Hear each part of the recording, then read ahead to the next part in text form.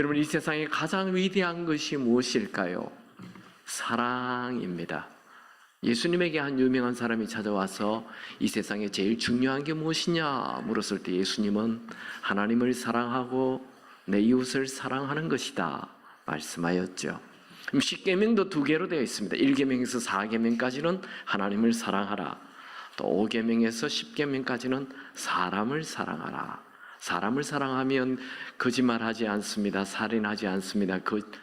간음하지 않습니다. 탐내지 않습니다. 10계명은 사랑에 대한 내용입니다. 여러분, 부부 사이에 제일 중요한 게 뭘까요? 사랑이죠. 만약에 부부 사이에 사랑을 빼면 그냥 남남이 됩니다. 하수생이 되는 거죠. 사랑은 중요합니다. 결국 인생이라는 것은 사랑하는 것이 인생입니다. 사랑을 많이 하는 사람은 인생을 잘 살고 있는 것이고, 까칠하게 살고 늘 따지고 사는 사람은 인생을 잘 못 살고 있다는 얘기죠. 사랑은 내 이기심을 버리는 것입니다. 사랑은 내가 손해보는 것입니다. 사랑은 남녀의 불꽃 튀는 그런 게 사랑이 아니에요. 성경에서 얘기하는 사랑은 내 것을 주는 것입니다. 나누는 것입니다. 내 시간을 주는 거예요. 내 이기심에서 벗어나서 상대방을 도와주는 것, 그게 사랑입니다. 그러나 사람은 본질적으로 이기적인 존재이기 때문에 남을 사랑한다, 이거 쉬운 게 아니에요. 처음부터 태어나자마자 차 운전하는 분 있습니까? 차 운전하려면 배워야 되죠. 훈련해야 되죠. 마찬가지로 사랑도 훈련해야 됩니다. 그래야 사랑의 사람이 되어갑니다. 오늘 우리는 사도 요한이 얘기하는 사랑을 살펴보기를 원합니다. 먼저 사도 요한은 어떤 사람입니까? 제가 몇 번 얘기했는데요. 사도 요한은 부잣집 아들입니다. 집에 종도 있고 또 대제사장 가야바하고도 친한 아주 부잣집 아들입니다. 성질이 좀 급해요. 그는 세례 요한이 예수님을 보고 세상죄 지고 가는 어린 양이다 하는 그 말을 듣고 이분이 메시아구나 하며 자기의 이 어부의 직업을 버리고 예수님을 쫓았어요. 아주 결단력이 있습니다. 그가 예수님의 제자가 되어서 사마리아 성에 가서 복음을 전했는데 사람들이 복음을 잘 받아들이지 않으니까 예수님, 하늘에서 불을 내려서 이 동네를 그냥 싹 쓸어버리십시오. 아주 좀 급해요. 그래서 예수님이 별명을 하나 지어줬어요. 우레의 아들이다. 천둥 번개의 아들이다. 그렇게 성질이 급한 이 세례 요한이 어떻게 사랑이 많은 사람이 되었을까요? 요한은 예수님 제일 가까이 붙어 다니면서 예수님의 말씀을 듣고 예수님이 하시는 행동을 보면서 자신도 사랑의 사람으로 바뀌어졌습니다. 요한복음에 보면 사랑에 대한 얘기를 많이 기록해놨어요. 또 요한복음에 보면 자기를 예수님의 사랑하시는 제자라고 기록을 해놨어요. 그는 예수님의 사랑을 제일 많이 받았고 또 예수님을 제일 많이 사랑했던 제자입니다. 요한복음 3장 16절에 보면 하나님이 세상을 이처럼 사랑하사 독생자를 주셨다. 사랑에 대한 얘기를 하고 있어요. 또 요한일서 3장 16절에는 형제를 위해 목숨을 버리는 것이 마땅하다, 그런 얘기를 하고, 또 요한일서 4장 7절에는 사랑하지 아니하는 자는 하나님을 알지 못한다. 그는 사랑에 대한 얘기를 많이 했어요. 요한은 에베소 교회에서 목회를 하다가 도미티안 황제가 이 황제 숭배를 하지 않는다고 요한을 잡아서 밤모섬에 유배시켜 버렸어요. 그리고 이 도미티안 황제가 AD 68년에 죽자 그는 풀려나요. 그리고 다시 또 에베소 교회에 와서 목회를 합니다.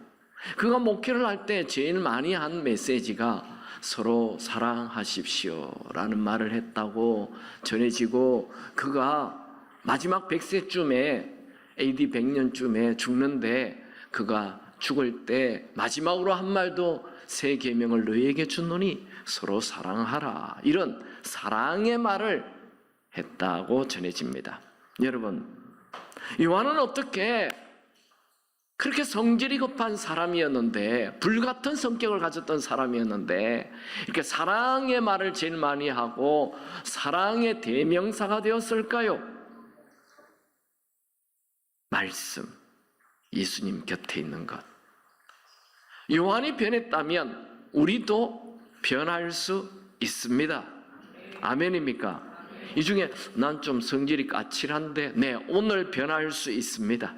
네, 바뀔 수 있습니다. 그 사람이 요한이에요.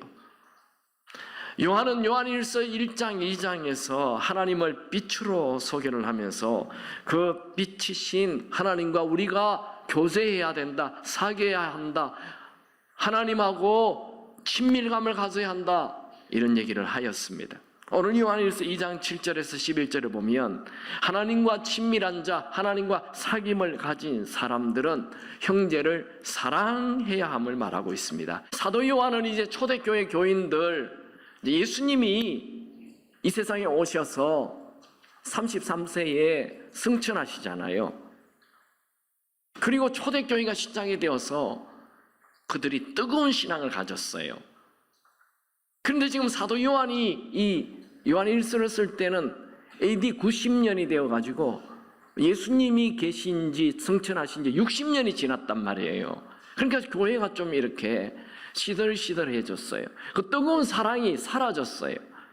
그래서 이들에게 너희들 새 계명을 주노니 서로 사랑하라, 이렇게 책망의 설교가 아니라 권면합니다. 사랑의 말로. 다시 7절을 보면 사랑하는 자들아, 이 100세 가까이 된 노인이 초대교인들, 식어져가는 교인들에게, 사랑이 없는 그 교인들에게 사랑하는 자들아, 이렇게 말투가 벌써 사랑으로 시작합니다. 내가 너희에게 새 계명을 쓰는 것이 아니라 옛 계명을 쓴다. 옛 계명? 그러면서 또 8절을 새 계명이라고 또 얘기를 해요. 옛 계명? 서로 사랑하는 것이 옛 계명인가? 새 계명인가? 네, 두 개 다 돼요. 레위기 19장 16절에 보면 서로 사랑하라, 이 말씀이 옛 계명으로 나와요. 온수를 갚지 말며 동포를 원망하지 말며 내 이웃 사랑하기를 내 자신과 같이 사랑하라. 나는 여호와니라. 이 레위기에 나오는 말, 구약에 나오는 말이에요. 그러니까 옛 계명이죠.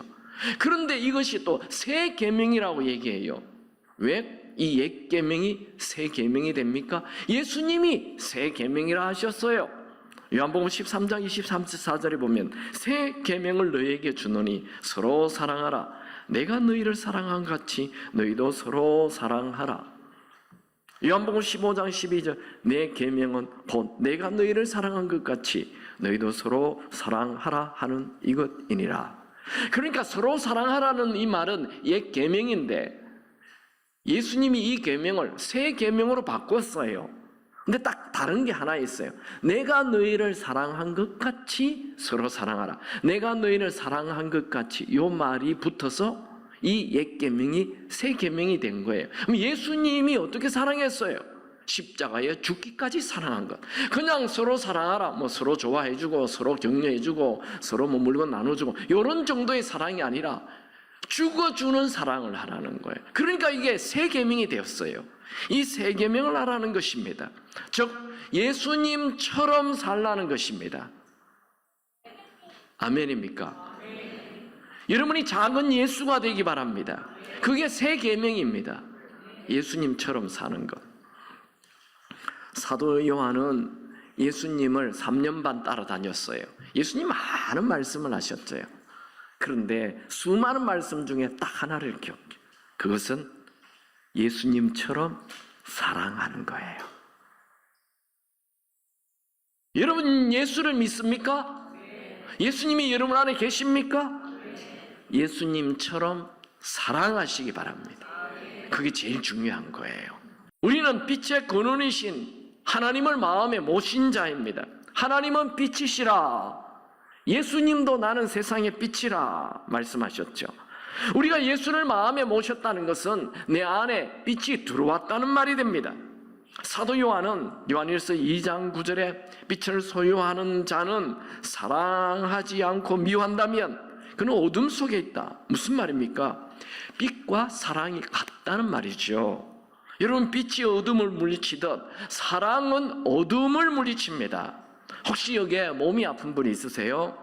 빛이 임하면 어둠이 물러가듯 사랑이 마음에 가득하면 질병이 물러갑니다.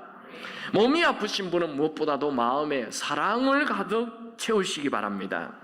여러분, 우리의 마음에 사랑이 가득 차면 모든 우울과 슬픔과 질병과 어둠이 떠나갑니다. 여러분, 성경에서 오늘 지금 보고 있는 우리 요한일서라는 성경에서는 사랑의 반대말은 사랑하지 않는 무관심이다가 아니라 사랑의 반대말은 미움이다, 이렇게 기록하고 있어요. 9절에 보면 그 형제를 미워하는 자는 이렇게 나와 있죠. 그 형제가 누굴까요? 그 형제는 바로 진짜 가족을 얘기하기도 하고 또 교회에 있는 형제들을 얘기합니다. 여기 그 형제는 세상의 모든 사람을 말하는 것 아닙니다. 교회에 있는 교우들을 얘기합니다. 그러나 이 형제를 세상의 모든 사람으로 확대 해석하는 것도 나쁜 해석은 아닙니다. 가능한 해석입니다. 사도 요한은 요한일서 2장에서 형제를 사랑하지 않는 자는 어둠이 있다, 이렇게 말하고, 요한일서 3장에서는 형제를 사랑하지 않는 것은 사망에 거한다, 또 형제를 사랑하지 않는 것은 살인하는 거다, 이렇게까지 말합니다.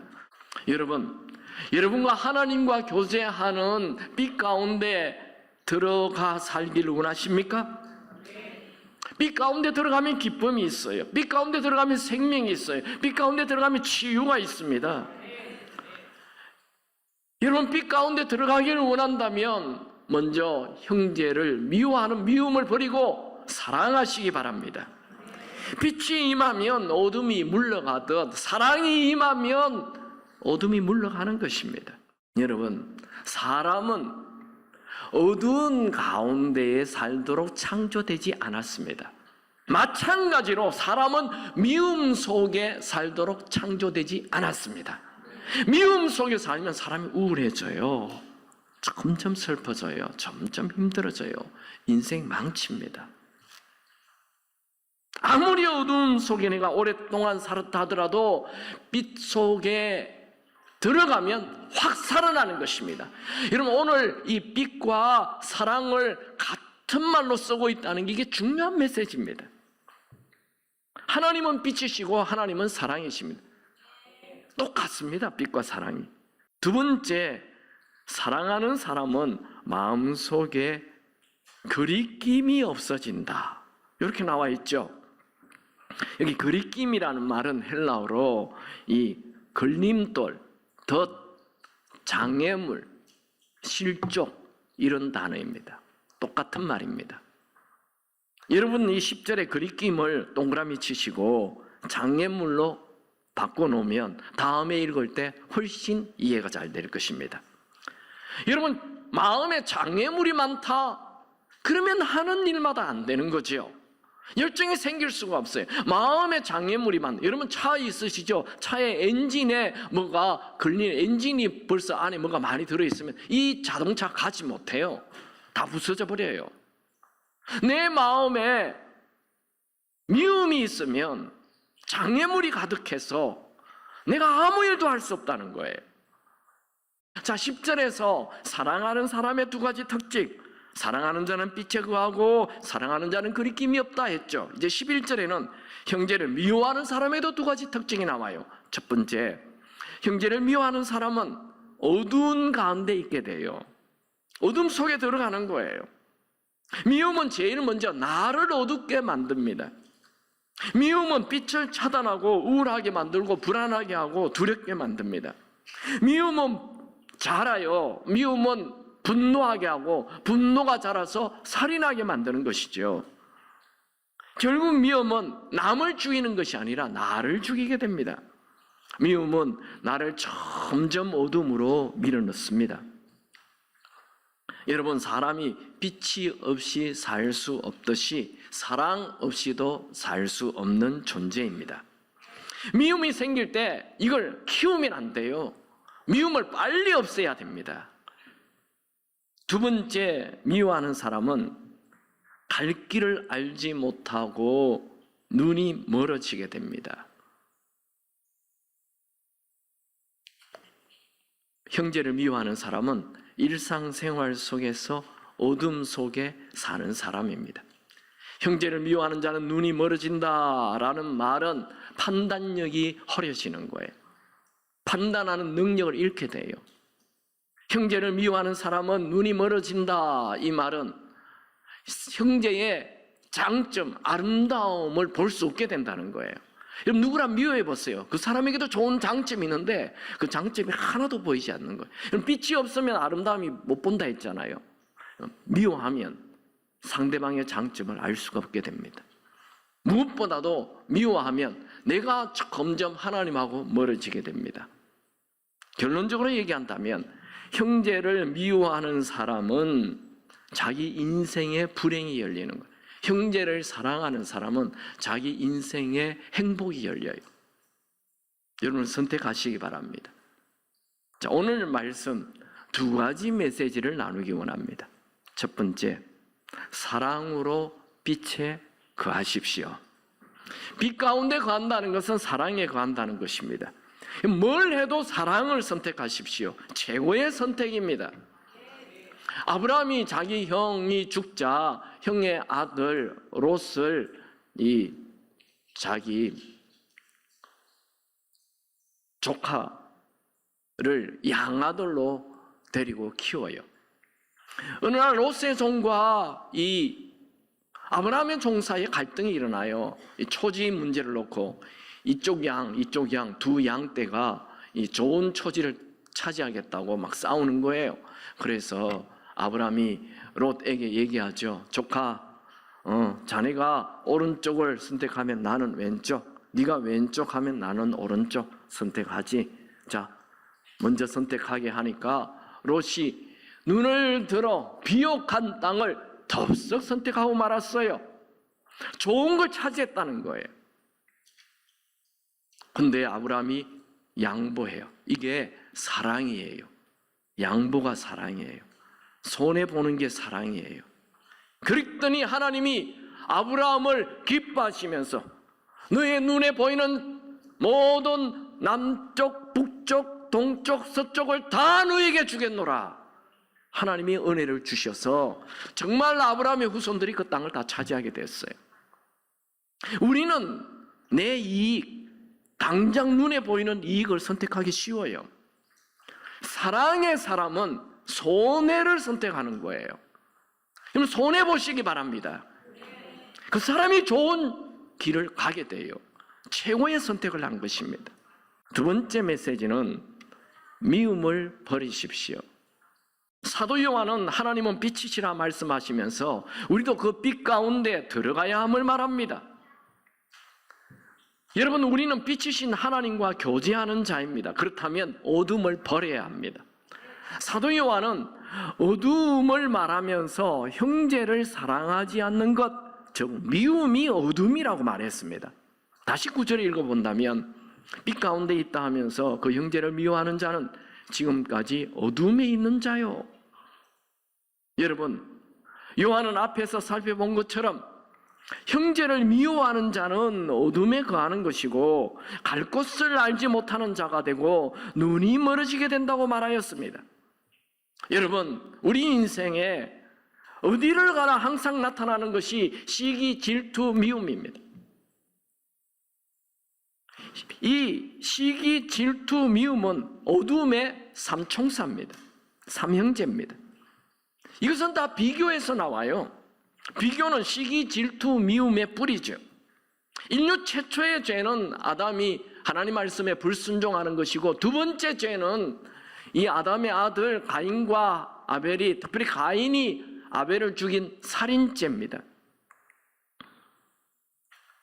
이 두 번째 죄는 바로 시기, 질투, 미움에서 나온 것입니다.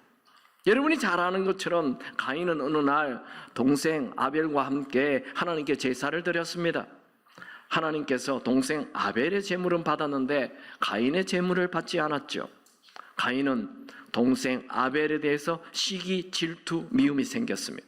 그래서 동생을 죽이는 인류 최초의 살인자가 되고 말았습니다.